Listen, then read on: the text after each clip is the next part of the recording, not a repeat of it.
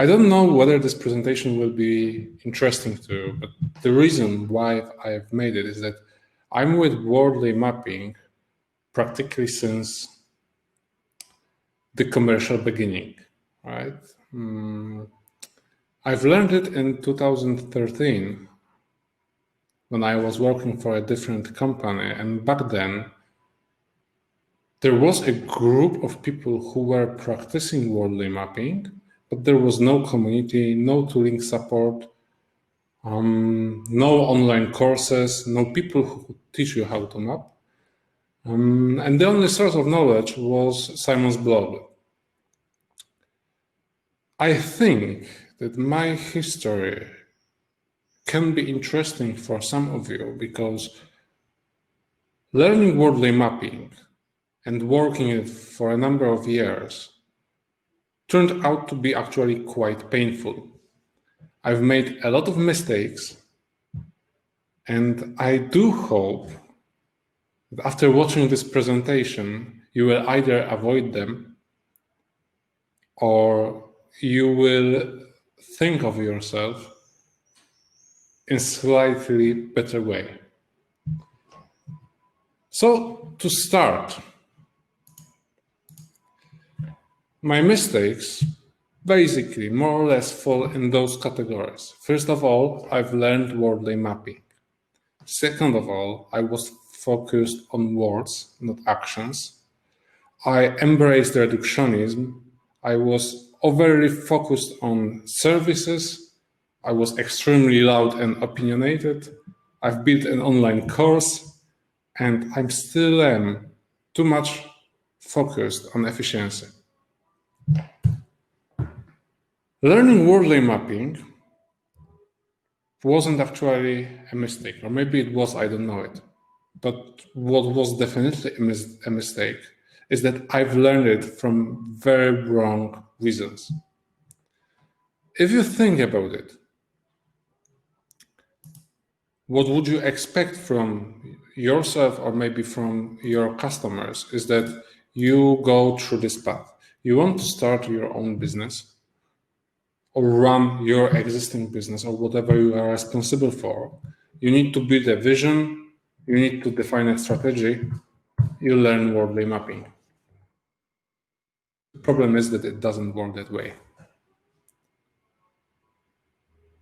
My case was that I was working for Red Hat for a number of years as a software developer, and I've been told that there is no way I could grow in that company because I was a remote worker back then, and probably still right now. Remote workers were of secondary category. If they wanted to promote someone, they would rather go with somebody placed near company headquarters or in the same time zone. So at that moment, I've decided to try something new. And when a friend approached me and said he's working on his new second startup in the financial world, I took the plunge. I quit Red Hat and I became a compliance officer. Actually, it was a little bit more duties than being a compliance officer because in a startup you do everything: financial planning, hiring, firing, whatever. And the first thing I've learned that founders had overly optimistic assumptions. Very, very optimistic. Like after a month, I've learned that there was no solution, there were no partnerships, there was no certification to carry out any financial services, and banks, which were our potential partners, hated us. As you can imagine, this wasn't a very good place to be in. And then when I was browsing Google+, I've noticed Simon talk. And Simon was talking about situational awareness. And in his call, he said that Red Hat lost to Canonical. Basically, Fedora and Red Hat Enterprise Linux lost to Ubuntu, and that he was an architect of that change. At that moment, Simon helped me, albeit unintentionally, helped me to stick with the path that I've taken. I've realized that I cannot go back to Red Hat because there is no future in it. Was it the right reason to actually look what Simon has to say else and try to learn Wardley mapping? Probably not. But I've decided that since there is no tooling, I will try to build something. I will try to maybe sell associated services, coaching, workshops. And I have discovered that people are actually not impressed by mapping. First of all, people not always have mental capacity to think about strategy.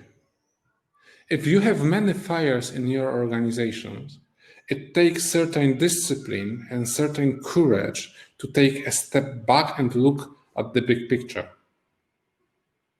Most of the leaders are there in the middle of chaos, trying to sort things out.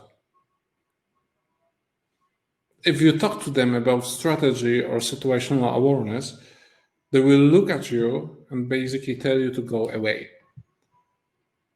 I've seen it many times. People are not always interested in situational awareness because what I've learned again is that situational awareness is a very abstract concept. You can't measure it. I mean, you can measure it in very specific circumstances, like in emergency situations in healthcare, like in the army. But in business, we've only have two states, which is low situational awareness and high situational awareness. This is great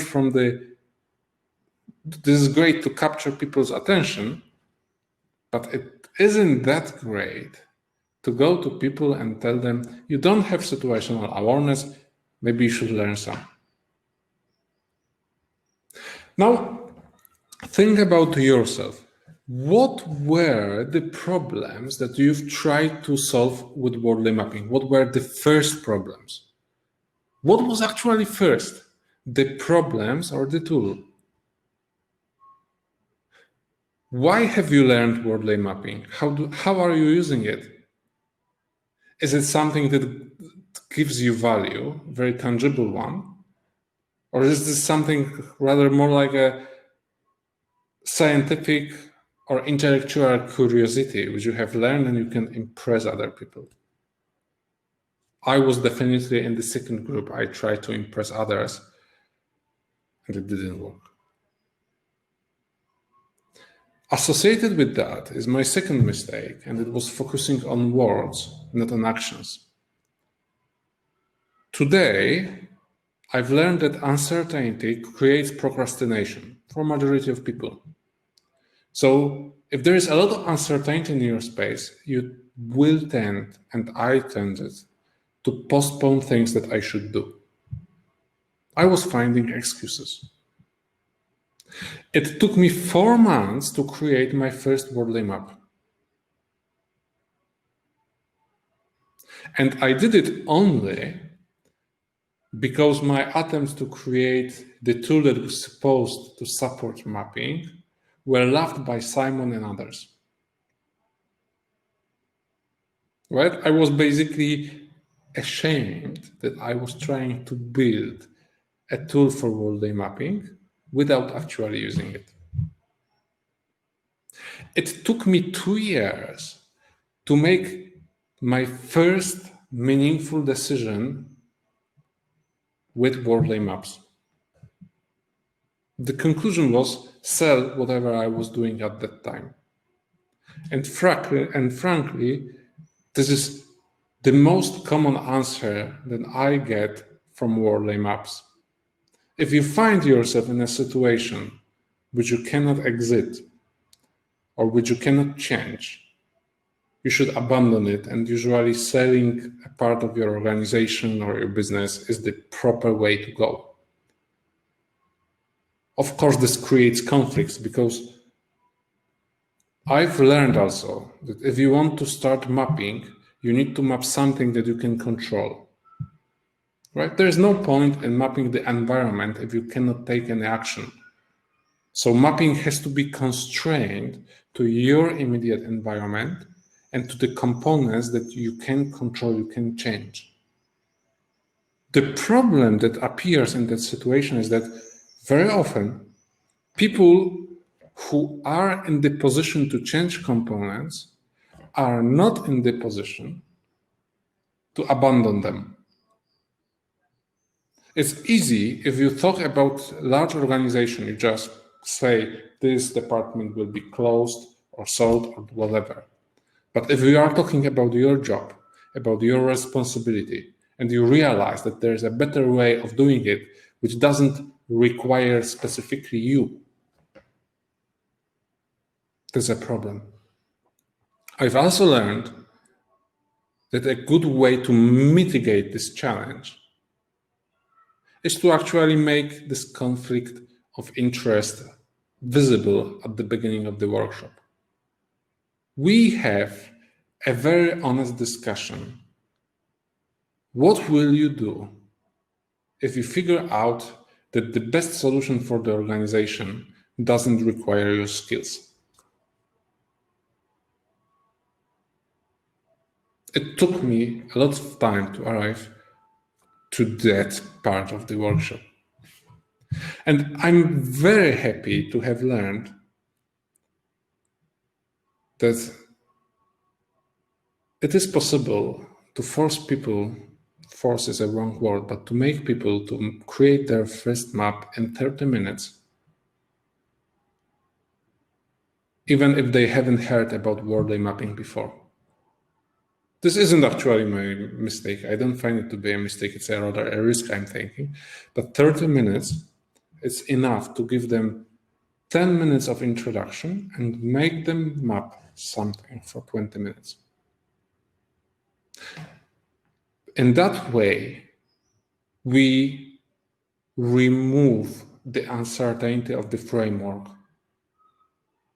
from the group. In that way, the group gets tangible results.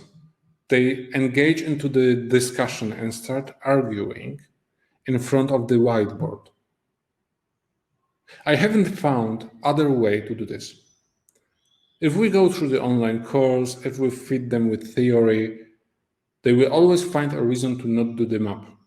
But if they have a time box to create a map, first of all, they do it, and second of all, they focus on really important things. Because with Wardley mapping, there is a big risk of getting philosophical. What is a good decision? How much influence do you have? What will be the variance of the future? All of those things are very interesting, but almost completely pointless. Right? Those things are a very good candidates for philosophical discussions over the beer, but they will not improve your business most of the time. Now, I've learned Wardley mapping, and it took me a lot of time to create my first map. But my understanding of a map was completely broken. Simon says that evolution is unavoidable. Everything will end up as a commodity utility. So when I was working for this financial startup, I've came up with the following ideas. Banking integration service as a service, invoice payment and accounting as a service, compliance as a service, micro-insurance matching as a service, Simon Wardley as a service. Why? Because Simon told that transition from product to commodity utility may cause Jevons effect and increase the demand. And there are money in that transition. Of course, it had many further consequences. I mean, such thinking had many further consequences. And out of those lists, the first two things became reality over the course of 5 years. But the problem is that none of those mattered in the moment when I was drawing the map. This was basically wasted time. Again, if you want to map something that you are controlling. I've also learned that custom-built elements of services are critical for business. Commodity utility phase means perfect competition. And you don't want to be in the perfect competition, especially if there are no barriers that protect your business. You want to retain this custom-built space. More, people are quite weird animals, and they always want something new. Some people are fine with what they know and want only small twists. Other people have much bigger appetite for new stuff. Standardization doesn't work. It works in business, it works for services that are visible, but it doesn't work for consumers. Therefore, literal understanding of the evolution and putting a single user need out there on a map is another mistake that I was making for many years. Today, I learned that the user needs are complex or complicated, whatever. There is always a physical or digital aspect of it. It's what you think you are giving to the customer and what the customer thinks he or she is buying from you. And there is this intangible value associated with status, with fashion, maybe with providing peace of mind or reducing risks that is not so tangible, and you will not usually find it in marketing materials, but which play a critical role in sales.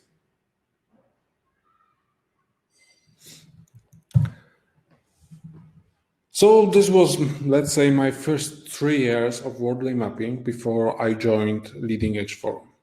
And when I joined Leading Edge Forum, my understanding of the evolution axis was this linear, as I have talked a couple of seconds ago. And when I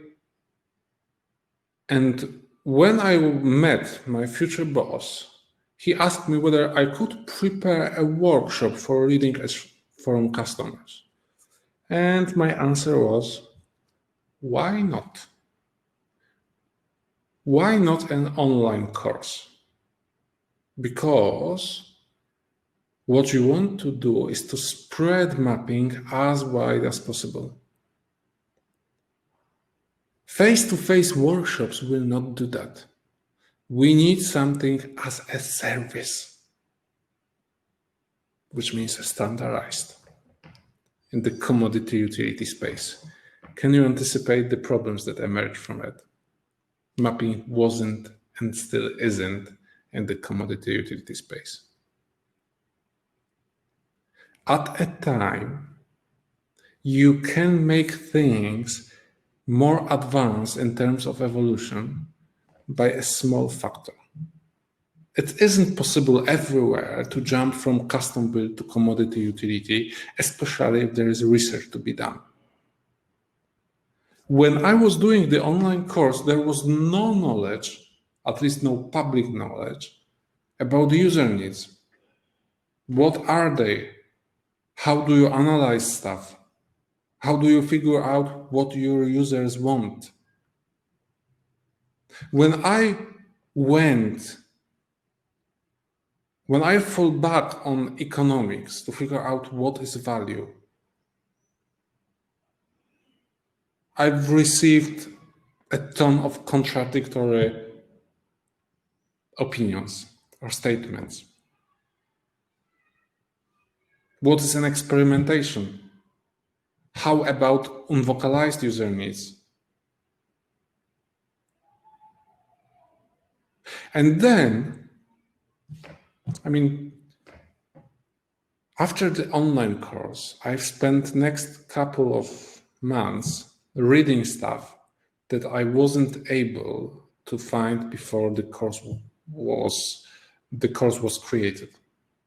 I'm still reading various books because, for example, if you look at Wardley Mapping doctrine, you will figure out that you should be responsible for your business. I don't remember the exact wording of that point. You know what? There's an entire book how to be responsible, and it's called Extreme Ownership.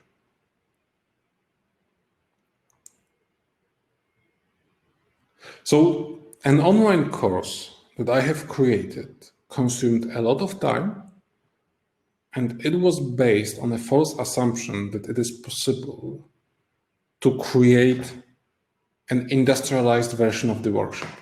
It wasn't possible then. It may be possible right now. On the other hand, the course still did the job. It trained, or at least made familiar, a large number of people with Wardley mapping. So it doesn't have to be a definite mistake. But there's one more thing which I learned about Wardley mapping. And this was actually quite by an accident. So if you think about Wardley mapping students, what they want to learn Wardley mapping, they need easy to understand content. And to make the content easy to understand, they need fluent lecture. Now, the point is that my English command wasn't actually still isn't, but when I was creating the online course, it wasn't acceptable. And I've thought that having a professional lecturer reading the text will be much better than me delivering the content. Guess what? It turns out that using imperfect language would improve how people learn Wordley mapping. It is because if you use perfect language, people get distracted by other stuff. If you are a poor speaker, people have to focus on what you are saying. People have to try to understand you. And therefore, they don't have the capacity to pay attention to distractions. Now, this is extremely interesting, not because of the mechanism, but because it says that there are dependencies between components that are not that easy to understand. Because Wordley mapping would tell you use best practices or use best lecture, whatever, to create the easy to understand content. However, it's counterintuitive because this knowledge comes from the domain that actually using the best voice isn't the best for the entire stack. Which brings me to my next mistake, which is embracing reductionism. What do I mean by that? I mean that I thought that if you apply enough of mapping, enough of analysis, you can learn everything. The reality is that you cannot. And I will refer here to the complementary knowledge that I think adds a lot to Wordley mapping. One of them is the Canivin framework described by Dave Snowden. It actually, if you don't follow Dave Snowden, you should, because he talks a lot about complexity and how value chains, I mean, he doesn't say it explicitly, but this is what his work says. The dependencies between value chains or in the value chains cannot be always analyzed, sometimes have to be experimented upon. The second bit of knowledge that can be useful for you are books written by Taleb. I know that many of people in the community and in the scientific community don't like Taleb, and they have perfectly valid reasons for that. But whatever you say about how Taleb approached anti-fragility, uncertainty, and what he did with scientific definitions, Taleb's lesson, perhaps the most important one, is that all the models have limitations, and there is a certain risk that if you learn a model, the model creator might not have transferred all the necessary knowledge into the model. That's why you often see a master in a particular field and people who learn the same model but cannot repeat the success. This is actually associated with what do you need to learn in addition to Wardley mapping to be successful with it. And I don't think I have a definite list. When you talk to Simon, or when Simon looks at your map, I don't think there is an easy way to say what comes from Simon's knowledge and what is a part of mapping. And what is a part of mapping knowledge that can be actually transferred and described. If you want further learn about model limitations and the long-term planning, because this is another aspect of it. In the beginning, I thought that you can use Wardley mapping to anticipate how the future will look like. Those two guys, Snowden and Taleb, they both will tell you that there is no such thing as the ideal future. There is not something you can aim at. What you have is your current position, the components or the stuff that you can control right now, and the only thing you can do is to manipulate those components to improve your position. And maybe over time, you will achieve your goals. Or to put it in another way, you will achieve the success will reach you. Not that you will achieve the success, but you will build the environment in which your success can emerge. If you are interested in exploring that aspect, I recommend reaching Ben Mosier and asking him about his summary of the book Disappearing Sun Tzu. There is a massive difference in thinking between Western philosophy, which says goals means to the goals, and Eastern philosophy, which says conditions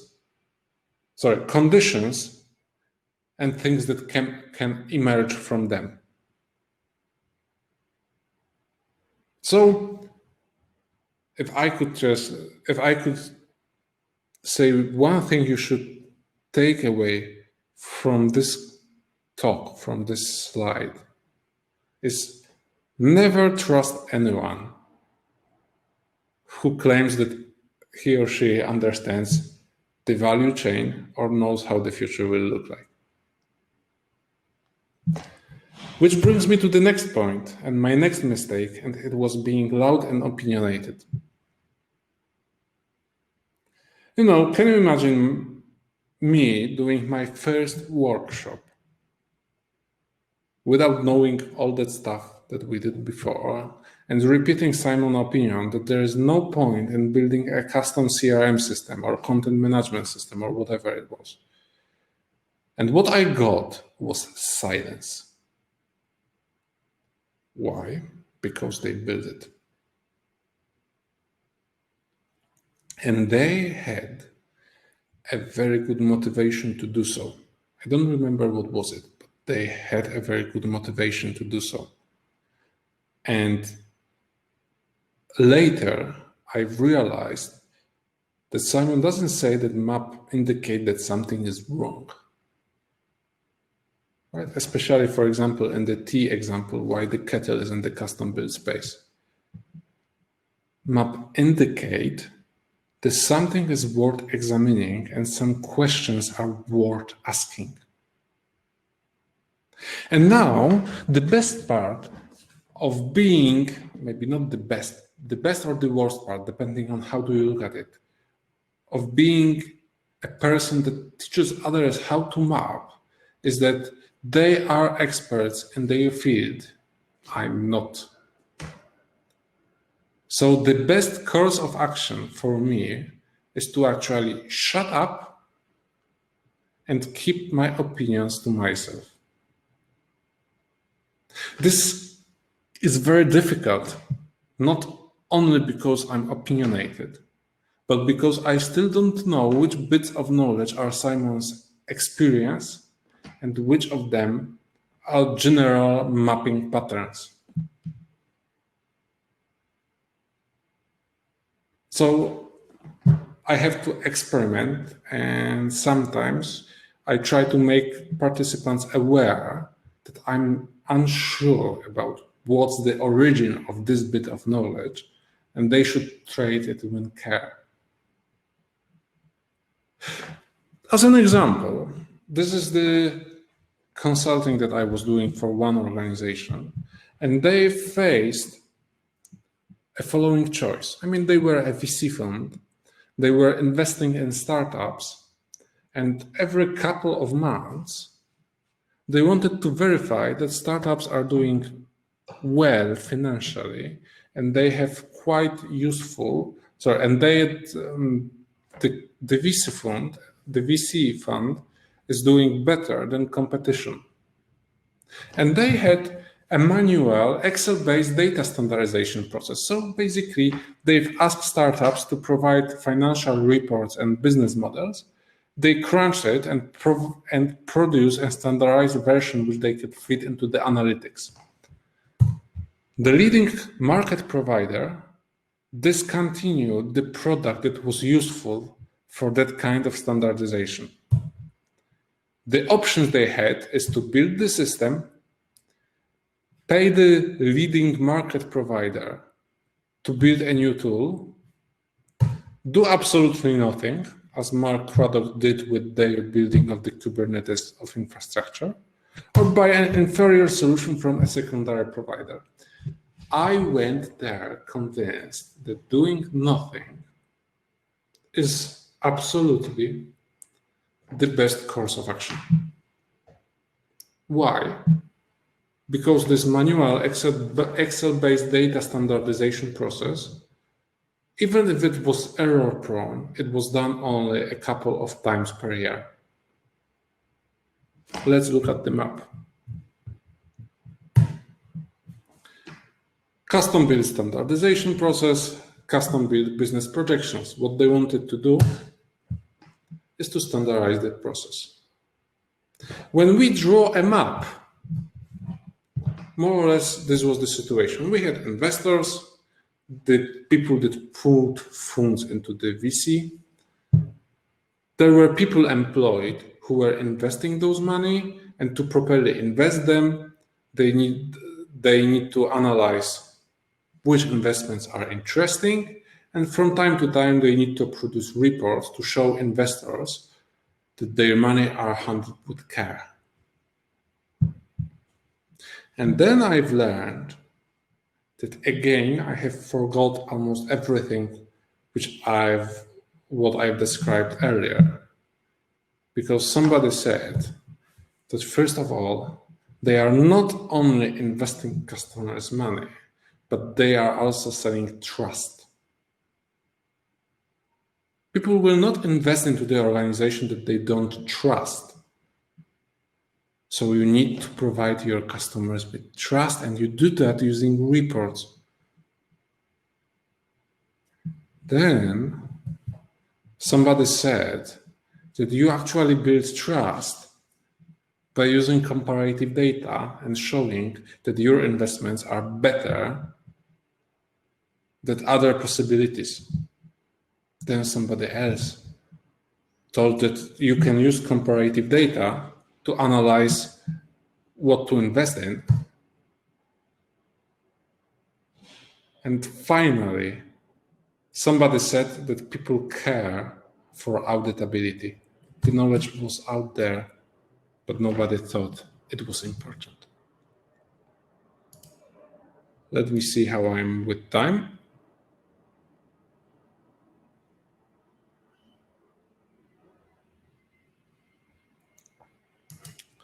So I will go a little bit further. And one last thing, which is still driving me mad, is focusing on efficiency. And this is the problem I have in my personal life. This is the problem I probably have with many customers and with my understanding of mapping. You know, if you have a map and you imagine your future state or your set of actions that you should do,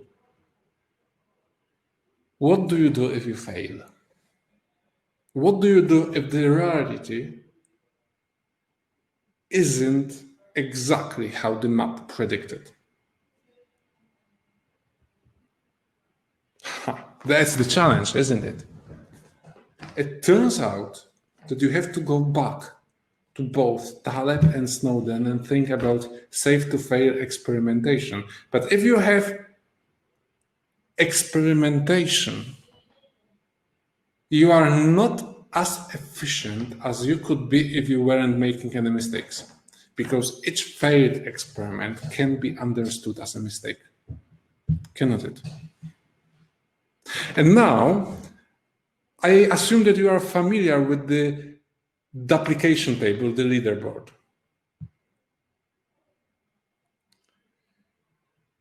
This table shows how to achieve efficiency.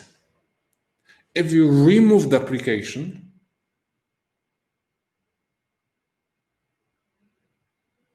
you are saving money. But at the same time, you are introducing a single point of failure.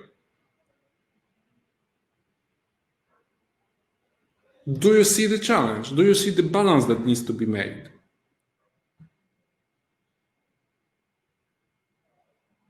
Think about it. If you get perfectly optimal, you take a lot of risk.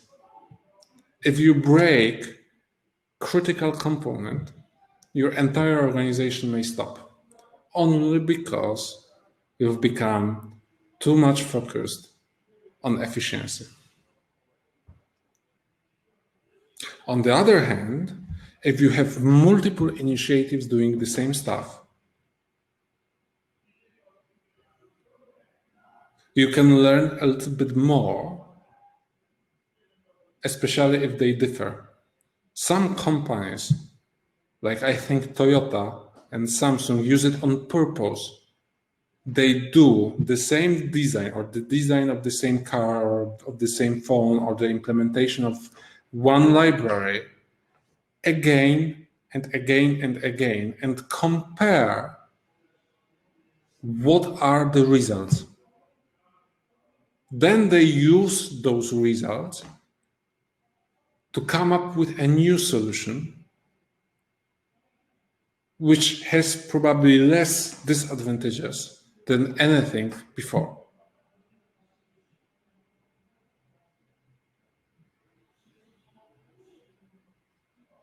So this is basically something that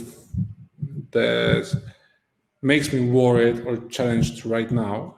And the question is, how much should you spend on experimentation? How much should you duplicate? And what are the best practices in this space? Yeah, very good question. What if AWS blacks out for a day? Is it impossible? It's very improbable, but if it will happen, and it happened for Garmin, didn't it? I mean, it was different outage, but it did happen. The entire company went down. Sony went down. Yeah, so I will leave it out there.